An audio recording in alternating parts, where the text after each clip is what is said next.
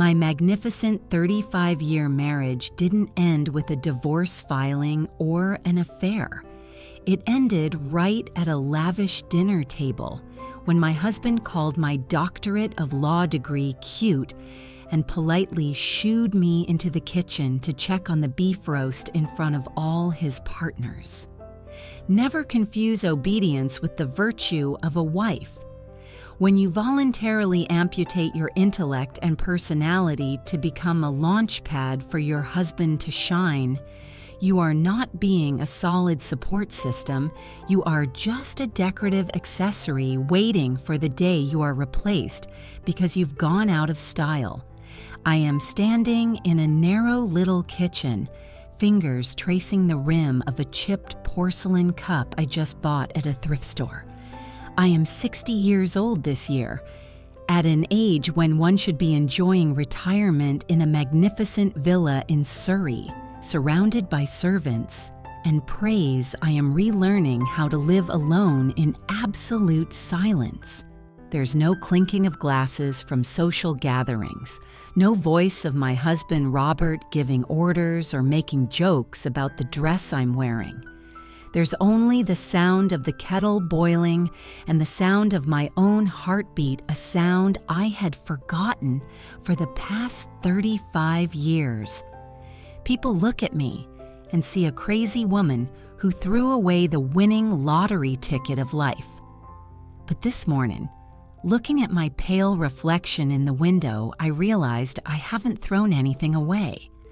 I am just trying to pick up the scattered pieces of Elizabeth, that proud law student from years ago, from the ashes of a perfect marriage.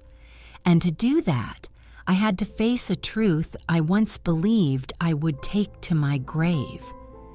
People often assume that the period at the end of a 35-year marriage must be an earth-shattering argument or the stain of betrayal.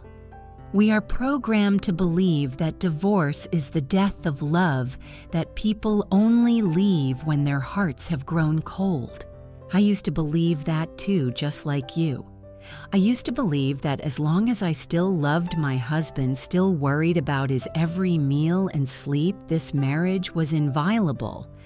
But the thing that truly destroyed me, more silently and viciously than any third party, was my own voluntary self-erasure. I realized a painful truth that few dare to speak out loud. You can absolutely still love a man deeply but be disgusted by the woman you see in the mirror every day when you live beside him. The price of harmony and fulfillment in our house was not paid in money, but paid in my voice, my intellect, and my own pride.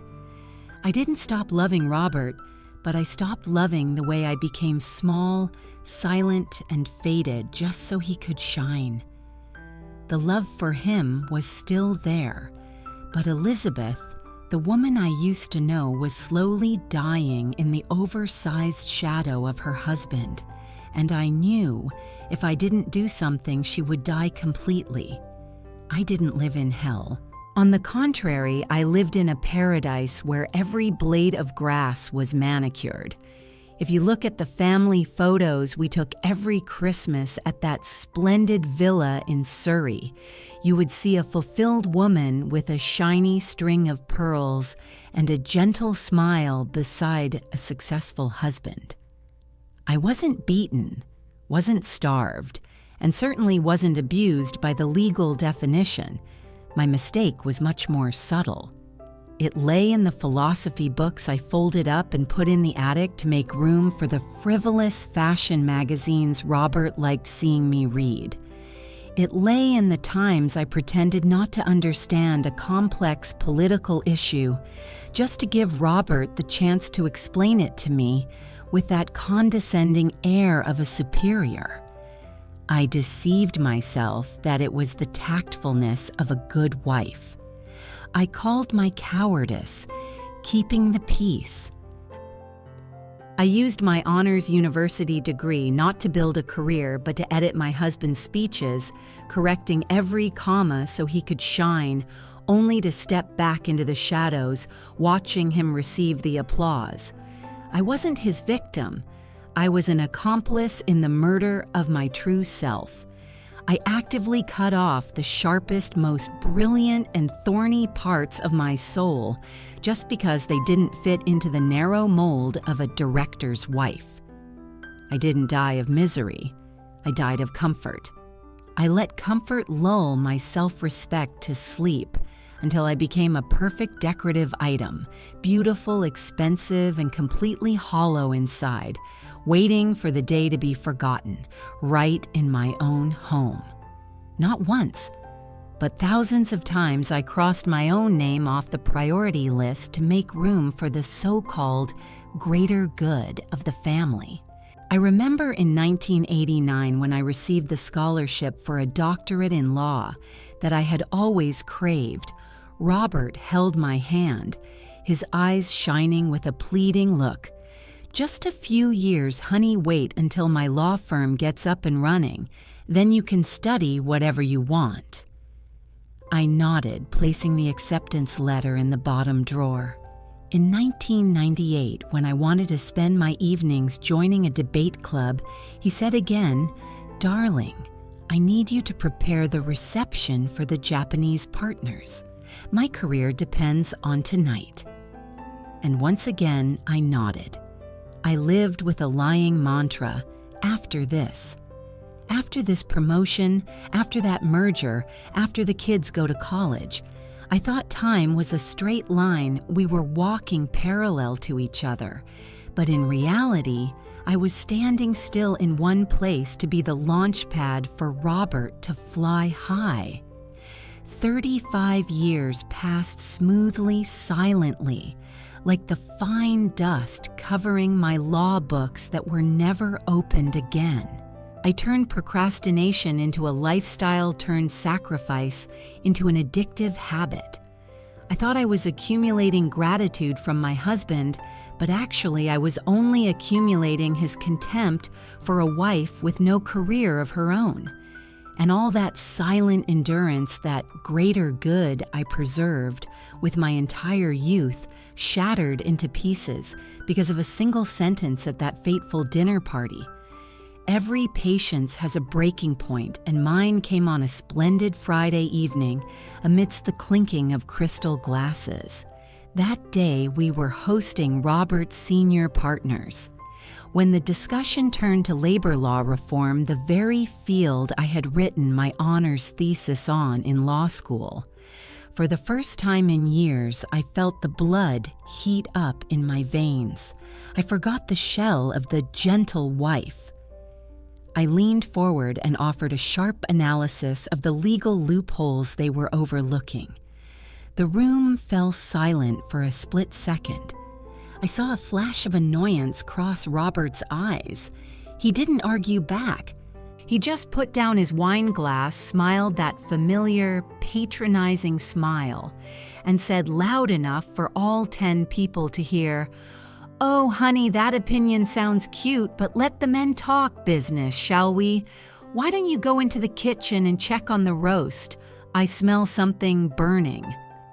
The entire table erupted in laughter. It was polite, crisp laughter, but it was sharp as a razor slicing through the last shreds of my dignity.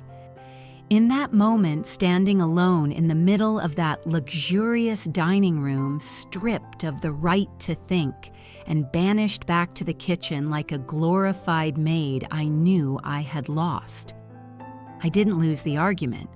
I lost because I realized that in the eyes of the man I had spent my life worshiping, I was never an equal partner.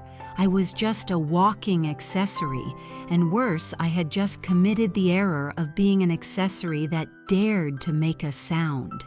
The kitchen door swung shut, cutting off their crisp laughter behind me, and that was the moment the final velvet curtain of this play came down. I stood silently in front of the oven, looking at the perfectly cooked beef, and I realized I couldn't go back out there. Not because I was sulking, but because I realized the absolute futility of trying to seek respect in a place where it had never existed. By the time I understood that I couldn't change Robert, the price I had paid was too high. I couldn't get back the 35 years of youth I used to burnish his ego. I couldn't resurrect that ambitious law student from years ago who had slowly died of attrition in resigned silence.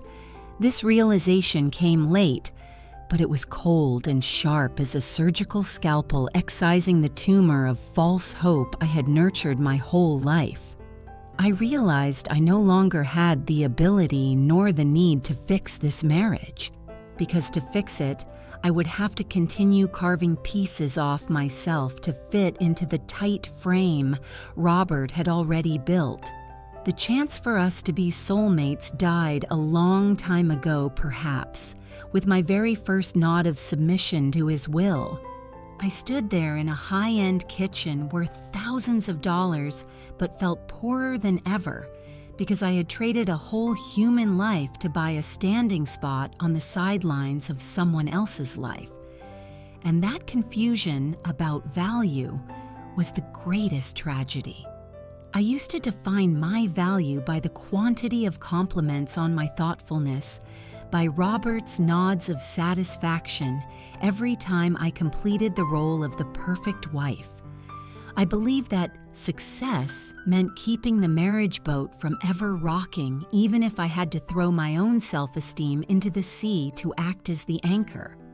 I prioritized correctness in the eyes of society over authenticity to my own soul.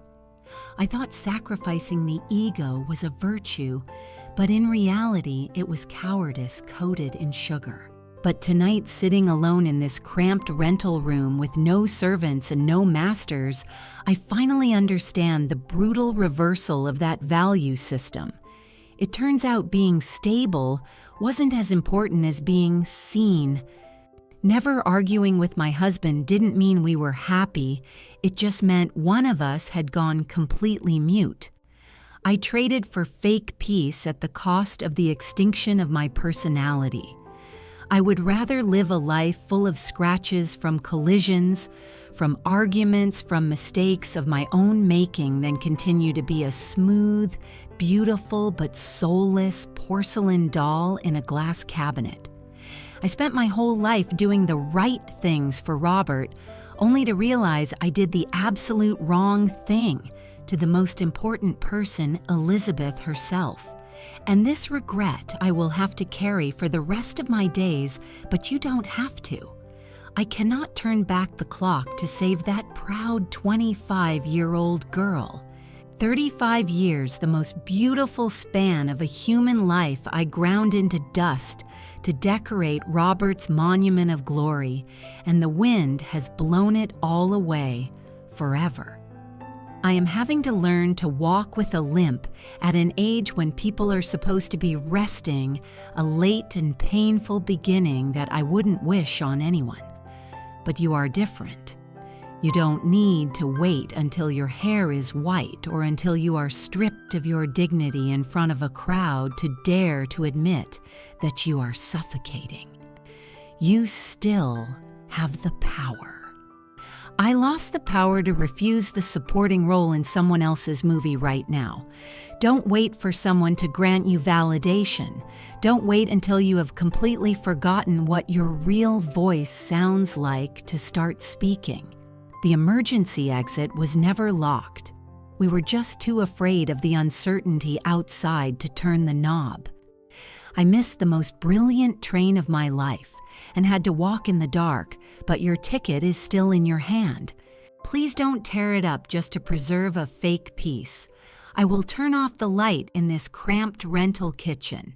Tonight will be cold and I will sleep alone without a warm duvet or soft mattress, without social pleasantries. But for the first time in 35 years, I get to sleep as Elizabeth whole and unsevered, not as Robert's wife. And you, when you lie down tonight next to your spouse in the safety of the home you painstakingly cultivated, try looking at your shadow on the ceiling and ask yourself just one question. Not how much you love them. That question is too easy. Ask this: do you actually like the person you become when you are around them? Or is there some brilliant, intelligent, and proud part of you that is having to pretend to be deaf and dumb, having to shrink itself every day just so the person next to you doesn't feel threatened? And how many more years do you plan to let her hold her breath, waiting for permission to live as herself?